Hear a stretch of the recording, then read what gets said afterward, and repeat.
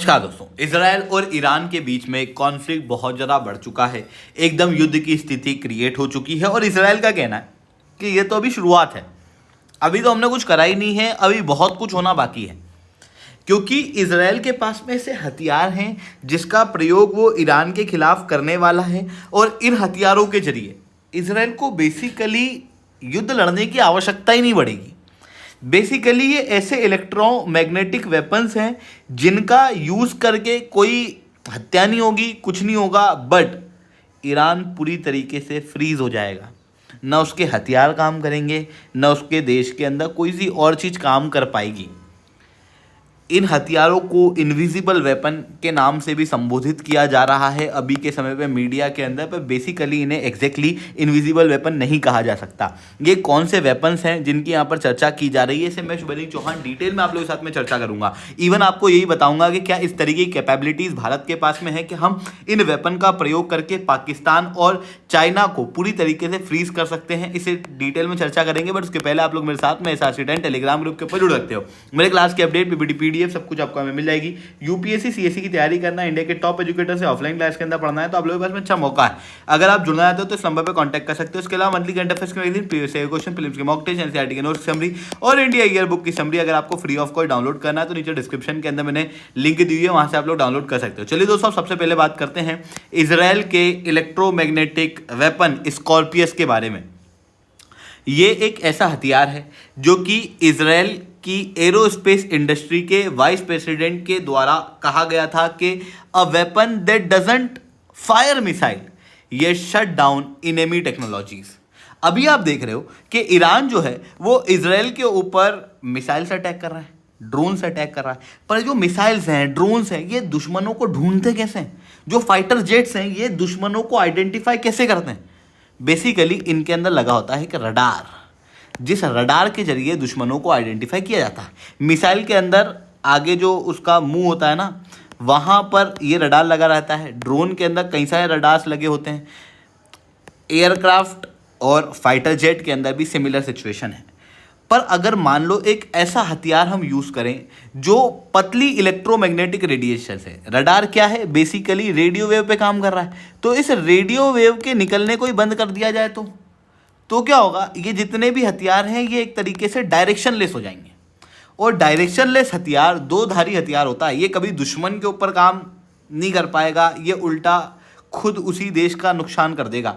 वही हथियार है स्कॉर्पियस हथियार, जो कि आयशा रडार और आर्टिफिशियल इंटेलिजेंस बेस्ड टेक्नोलॉजी से मिलकर बना हुआ है। ये क्या करता है? दुश्मन को खुद आइडेंटिफाई कर लेता है, उसके बाद में दुश्मन के जितने भी रेडियो वेव्स हैं उनको पूरी तरीके से नष्ट कर देता है।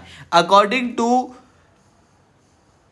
Vice president of Israel aerospace industry, Scorpius weapon एक razor sharp energy ray to strategically strike enemy electronic system है, जिसके अंदर कोई भी कोलेटरल डैमेज नहीं होता, बट दुश्मन के जितने भी हथियार हैं वो बिल्कुल कबाड़ हो जाते हैं, वो पूरी तरीके से डायरेक्शनलेस हो जाते हैं। और इस हथियार की खास बात यह है कि ये पिन पॉइंट जैमिंग जो है वो दुश्मन के अंदर कर सकता है सारी डायरेक्शन में। मतलब अगर आपने इसको यहाँ लगा रखा है तो ये सारी तरफ जितने भी हथियार आएंगे उन सबको डायरेक्शनलेस कर देगा। इसके अंदर कोई एक्सप्लोजन नहीं होगा, कोई नॉइज नहीं होगी, साइलेंट तरीके से ये दुश्मन के इलेक्ट्रॉनिक सिस्टम को पूरी तरीके से खत्म कर देगा। हालांकि अगर आप नॉर्मल वर्ल्ड के अंदर देखो तो इसे एक नॉन लीथल वेपन कहा जाता है, पर यह दुश्मन के लिए बहुत ज़्यादा लीथल हो सकता है, क्योंकि ये हथियार किसी भी प्रकार के हथियार को काम करने नहीं देता और ये हथियार दुश्मन को पूरी तरीके से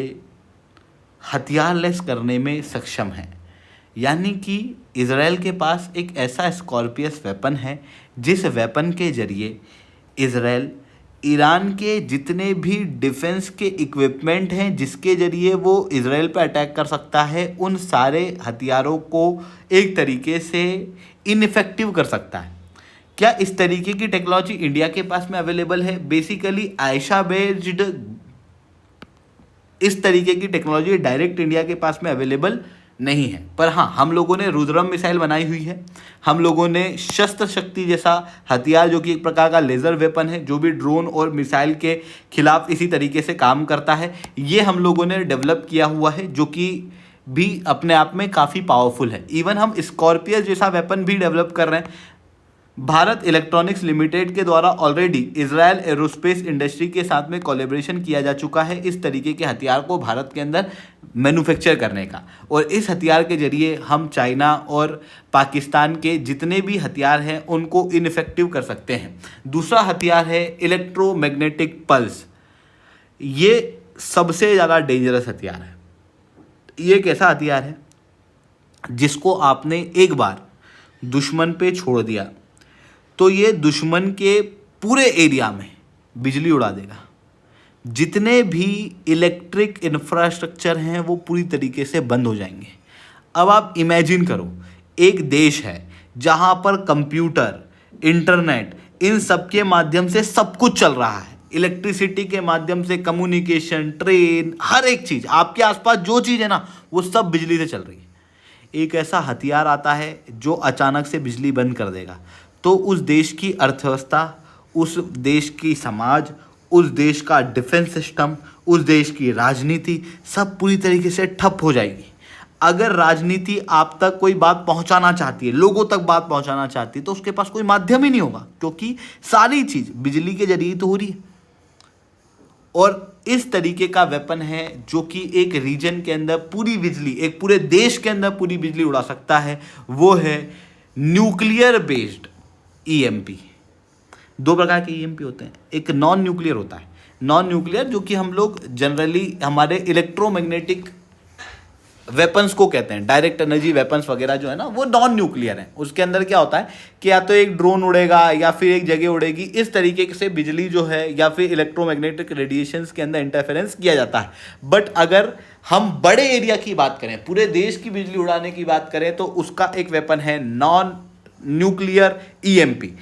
इसको इजराइल क्या करेगा, दुश्मन के ऊपर यानी कि ईरान के ऊपर छोड़ेगा, ऊपर हाइट पे ये जाएगा, हाइट पे जाने के बाद ये फूटेगा और उसके बाद पूरे इलाके की बिजली चली जाएगी। एग्जैक्टली इसका प्रयोग कैसे होता है, ये किस तरीके से इफेक्ट देता है, हमको नहीं पता। हमको ये भी नहीं पता कि इसका असर ह्यूमन बॉडी के ऊपर पड़ेगा कि नहीं पड़ेगा। अभी तक बस इतना पता है कि ये बिजली के इंफ्रास्ट्रक्चर पूरी तरीके से बंद कर देगा। जितने भी पावर ग्रिड हैं वो काम करना बंद कर देंगे, उनको ठीक भी नहीं कर पाओगे। इस तरीके का सिस्टम जो है वो ये देखने को मिलता है, और इस तरीके के सिस्टम की होने की पॉसिबिलिटी इजराइल के ऊपर काफ़ी ज़्यादा है, क्योंकि कई सारी रिपोर्ट्स ऑलरेडी बता रही है कि इजराइल के पास में इस तरीके के हथियार जो हैं वो ऑलरेडी अवेलेबल हैं। अब आप कहोगे तो इस तरीके का हथियार तो ईरान के पास भी है ना। थोड़े समय पे न्यूज़ में आया था कि एक ईएमपी ईरान ने हिजबुल्ला को दिया है। बेसिकली वो न्यूक्लियर ईएमपी नहीं था, वो नॉन न्यूक्लियर ईएमपी था। डेंजरस क्या है, न्यूक्लियर ईएमपी, जो कि न्यूक्लियर पावर स्टेट के पास हो सकता है, यानी कि इजराइल के पास हो सकता है। पर इजराइल ने अभी तक इस प्रकार के हथियार की जानकारी छिपा के रखी है ताकि ये दुश्मन के खिलाफ स्ट्रेटेजिक एम्बिग्यूटी को अपने पास में रख सके और इंटरनेशनल नॉर्म्स फिर बीच में ना आए कि भाई इजराइल ने तो ऐसा हथियार बना लिया, इस हथियार को ख़त्म करो, ऐसा करो वैसा करो, वैसी बात सामने ना आए। अब बात आती है क्या इंडिया के पास में इस तरीके का हथियार है। देखो अभी तक इंडिया ने ऑफिशियली कहीं पे भी क्लेम नहीं किया है, पर आए दिन न्यूज़ रिपोर्ट इस तरीके की आती रहती है कि भारत के पास में भी इस तरीके का हथियार जो है वो डीआरडीओ सीक्रेटली डेवलप कर रहा है। क्योंकि देखो इस तरीके के हथियारों की जानकारी जब हम लोग बाहर निकाल देते हैं तो फिर ग्लोबल लेवल पर इस तरीके के आर्टिकल्स, न्यूज़ या फिर कहूँ इस तरीके के लॉज बन जाते हैं जो इस तरीके के वेपन्स को बनाने के रेस्ट्रिक्शन लगा देते हैं। साथ में दुश्मन भी तैयार हो जाता है, वो इस तरीके के हथियारों के खिलाफ अपना डिफेंस सिस्टम तैयार कर लेता है। ऐसी कंडीशन में हम स्ट्रेटेजिक एम्बिग्यूटी बनाना चाहते हैं, और इसीलिए ना इजराइल ने ना ही इंडिया ने इस तरीके की डिटेल जो है वो अभी तक मार्केट के अंदर निकाली भी है। आई होप ये सही बात है आपको समझ में आई होंगी। लेक्चर अच्छा लगा हो तो लाइक करना, लेक्चर बहुत अच्छा लगा हो नीचे साथ कमेंट करना। यूपीएससी सीएससी की तैयारी करना, इंडिया के टॉप एजुकेटर से ऑफलाइन क्लास के अंदर पढ़ना है तो आप लोगों के पास में अच्छा मौका है। अनअकैडमी में ऑफलाइन आ चुका है, जुड़ना आते हो तो इस नंबर पर कॉन्टैक्ट कर सकते हो। उसके अलावा मंथली करंट अफेयर्स की मैगजीन, पीओएसए क्वेश्चन पेपर्स के मॉक टेस्ट, एनसीईआरटी के नोट्स की समरी और इंडिया ईयरबुक की summary free of cost download करना है। नीचे डिस्क्रिप्शन के अंदर मैंने लिंक दी हुई है, वहां से आप लोग डाउनलोड कर सकते हो। ठीक है दोस्तों, आज के लिए that's all from my side. जय हिंद, जय भारत।